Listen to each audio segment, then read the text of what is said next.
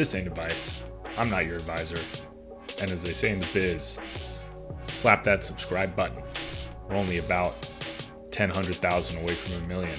We're almost there.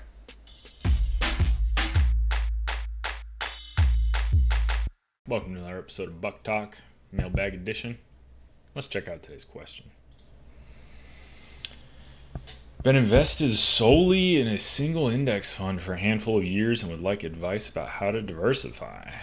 You've been putting all your extra cash into VOO, the Vanguard 500, S&P 500 index fund. Very well known, very big, very good fund. You have about $75K in the fund. You've never had a 401k, and your plan is to treat it just as a more liquid, more available retirement fund. You've been putting money in without any intention to take it out. Recently, you came across this sub and the advice towards setting up a lazy portfolio. Seems to be a bit more involved. Yep. Is it worth it for you to sell your current holdings to diversify them, or should you just start diversifying them? Yes, you'll owe capital gains taxes to whatever extent they're at gain, and they're probably at a pretty big gain if you've been holding the S&P 500 for a while. Do you sell to diversify, or you just incrementally do it? You never sold stocks before. Okay, here we go. You still owe taxes. Yeah, so capital gains taxes you'll owe. Unless you have a really high or really low income, you'll pay 15% federally and whatever your state tax rate is on the capital gains. So they're not quite as high, and you only owe them on the gain. So let's say you put $50,000 into the account and now it's worth $75,000. If you sold them all, you would pay tax on $25,000 of gains. Then it would be 15% on that 25. So that's the way that the taxes would work. The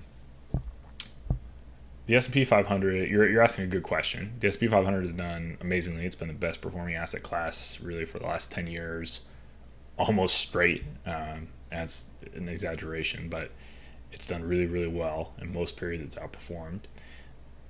Being diversified is good. The S&P 500 is 500 companies, but they're all large U.S. companies.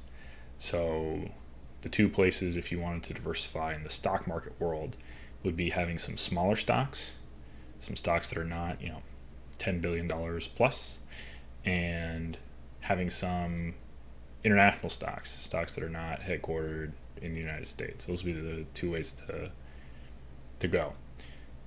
I'm sure you can find research on how people allocate differently, different percentages to those different baskets, but I don't see anything wrong if you don't want to pay any taxes with just contributing to whatever other buckets you want to contribute to. I know Vanguard has a couple of good funds. They've got mid-cap, small-cap, and international funds. It'd be pretty much the same thing. I don't know if you're saying you don't want to do that much work of buying things in a few funds, but for me, the diversification would be worth it. I would want to do it, but that's what I look at. And the other thing to think about is if you're okay with having everything be in stocks, given the volatility, and everyone's getting a little taste of it now, people that have never experienced it before. The other place to diversify is into bonds or even things that aren't stocks or bonds. And obviously stocks have higher expected return over time than bonds. They're very low, but they don't move around. So that'd be the other thing to think about, is if you want to have any allocation towards bonds. Most young people, especially that are reading this subreddit, decide they're just going to own a bunch of stocks because they got such a long time horizon. But Vanguard, you can figure out if you want to buy just a total stock market fund, which would have mostly large cap like the S&P 500, but also some small and mid cap, or you could just buy some small and mid cap U.S. stocks directly. They're a fund that tracks those, and you could buy some international stocks. Those would be the things I would think about. All right, so just taking a look, this Vanguard Extended Market ETF, VXF, has mid and small and mid cap. I guess you can't see that. Hang on. There you go, small and mid cap companies. And so that alone would basically add all the U.S. stocks that you wanted to have in the market. And then VEU is the FTSE All World, except for the U.S.